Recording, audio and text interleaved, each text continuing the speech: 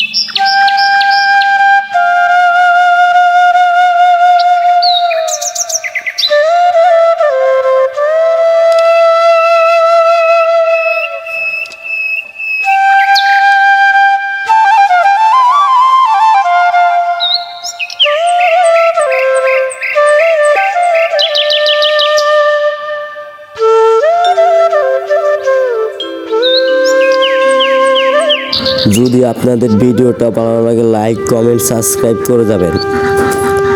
এরকম প্রাকৃতিক ভিডিও পেতে আমার চ্যানেলটি সাবস্ক্রাইব করে যাবেন।